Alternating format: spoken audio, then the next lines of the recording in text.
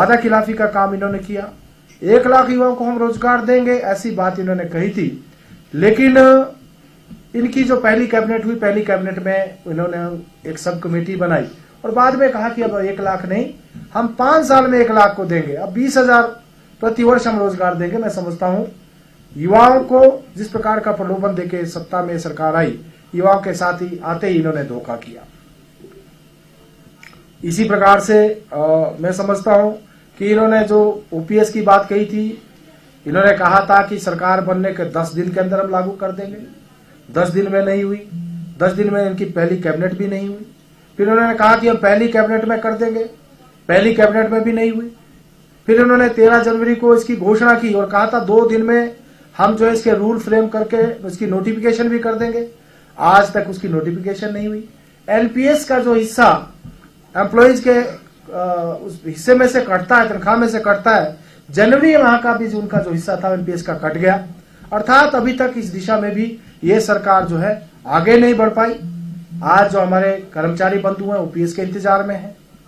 महिलाओं को इन्होंने कहा था हम 1500 रुपया प्रति माह महिलाओं के खाते में डालेंगे और एक परिवार की सभी महिलाओं को देंगे। इन्होंने पहली कैबिनेट में उसके लिए सब कमेटी बनाई। सब कमेटी ने जब अपनी रिपोर्ट दी तो प्रदेश की 32 लाख महिलाओं के लिए उन्होंने पहला कहा था, लेकिन सब कमेटी ने कहा पहले 18 लाख और अभी कह रहे हैं कि हम 8 लाख महिलाओं को देंगे और यह भी कहा कि हम एक परिवार की एक ही महिलाओं को 1500 रुपए देंगे। आज प्रदेश की सरकार एक ही रोना रोती है, कर्ज कर्ज और कर्ज, और भारतीय जनता पार्टी को कोसने में पीछे नहीं रही है। लेकिन मैं यह भी कहना चाहूंगा कि कर्ज की शुरुआत भी अगर की है तो कांग्रेस की सरकार ने की। और जब 2012 में धूमल जी मुख्यमंत्री थे और मुख्यमंत्री से हटे तो उन्होंने उस समय प्रदेश के ऊपर मात्र 27,000 करोड़ रुपए का कर्जा था। 2017 में जब स्वर्गीय श्री वीरभद्र सिंह जी जब मुख्यमंत्री पद से हटे तो उस समय 55,000 करोड़ का कर्जा हिमाचल प्रदेश के ऊपर हो गया था। और जब जयराम जी मुख्यमंत्री पद से हटे तो प्रदेश के ऊपर 69,000 करोड़ का कर्जा था। वर्तमान सरकार ने दिसंबर माह में 1,000 करोड़ लिया, जनवरी में 1,500 करोड़ रुपए लिया और अभी 2,000 करोड़ रुपए और लेने की बात हो रही है। अर्थात अभी 3 महीने भी मात्र पूरे नहीं हुए, 4500 करोड़ का कर्जा इस सरकार ने मात्र 3 महीने में ले लिया।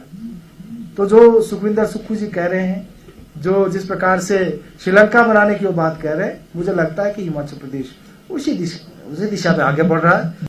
राहुल गांधी जी पूरे देश भर में भारत जोड़ो यात्रा में महंगाई और बेरोजगारी की बात कर रहे थे। महंगाई को लेकर आते ही इन्होंने वैट बढ़ाया, डीजल के ऊपर 3 रुपए बढ़े, तेल की बोतल 9 रुपए महंगी हुई। अर्थात आते ही हिमाचल प्रदेश ने जहाँ राहुल जी भाजपा सरकार को कोस रहे थे, इन्होंने आते ही लोगों के ऊपर जो है उनको वैट बढ़ाकर जो है महंगाई का तोहफा दिया। युवाओं के साथ भी हिमाचल प्रदेश में जो सबऑर्डिनेट सिलेक्शन बोर्ड है उसको बंद करके जो अभ्यर्थी नौकरी के जो जिनकी नौकरी लगनी थी उनके साथ भी इन्होंने धोखा किया।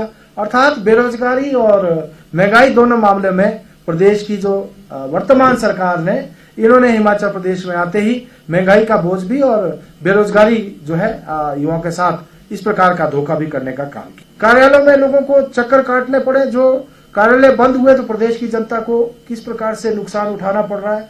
उनको कई कई किलोमीटर का सफर करके एक छोटे छोटे कार्य के लिए जाना पड़ रहा है। और ऐसे जो जनहित में इनको काम करने चाहिए थे, ये जनता के साथ जो है इस प्रकार से जनता को प्रताड़ित करने का प्रयास कर रहे हैं।